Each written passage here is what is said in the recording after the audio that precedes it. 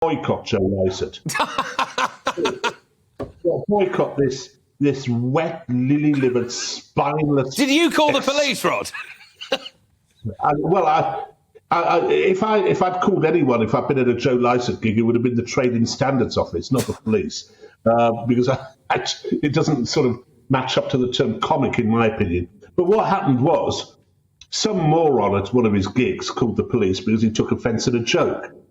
And the police rang up Joe Lycett or contacted him via email, I don't know what it was, I think probably rang him up, and said, can you explain to me the context of this particular joke?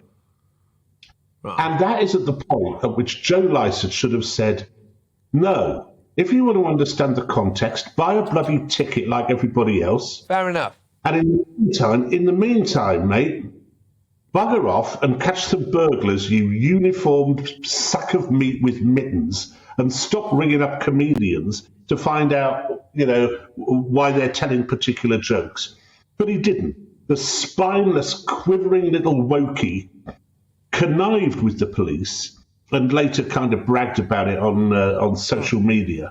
Absolutely beyond belief. And the other thing, of course, is that Lycett should have said was, why are you ringing me? Why haven't you arrested this bloke for wasting police time? Because that's a good point again.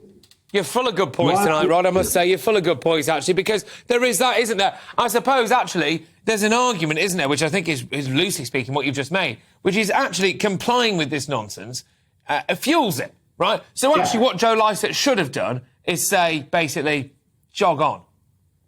Yeah, of course you should. Of course you should. But that was never going to happen with the BBC's favourite comedian, was it? It's just not going to happen. But we are seeing this more and more often. We're seeing the police get involved in things they really, really shouldn't be getting involved with, while at the same time the burglary clear-up rate is the lowest it's ever been. It's the lowest it's ever been for car theft, clear-up rate of car theft, and a whole bunch of other things, street crime. They're not dealing with that stuff. It's far easier. What are you doing this afternoon? I thought I'd give Joe Lycett a ring. He told a joke about a donkey's cock. What are we going to do? It's just, you can imagine the level of humour in the joke as well, can't you? I mean, I wouldn't have called the police, but then I wouldn't have bought a ticket in the Some first might say place. he went the full 9 yards.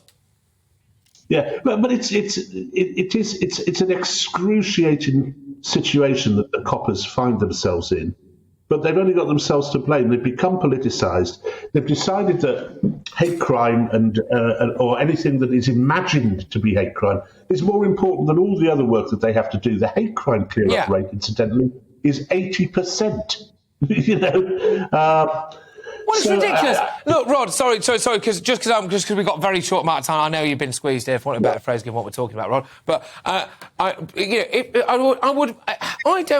spoken about my grandma rather a lot tonight, actually. I don't have any faith that if she was burgled, if she woke up in bed at 4 o'clock in the morning, right, with a bloke in a balaclava stood over her, OK, I don't have any faith that the police will be there within an hour. But if I went to a Joe Lycett gig and he told, as you so aptly put, a joke about a donkey's penis, they'd probably call him up within 20 minutes, wouldn't they? It's all gone wrong. Yeah, exactly. A, because it's easy, and B, because they are so desperate to find themselves on the same side as the progressives. They are desperate to be woke, which is why you have police cars dressed in rainbow colours. All this stuff, which is a waste of time, a waste of money, and doesn't really do anything for inclusivity. It just makes us ever so slightly resentful. It does. Instead of actually catching villains.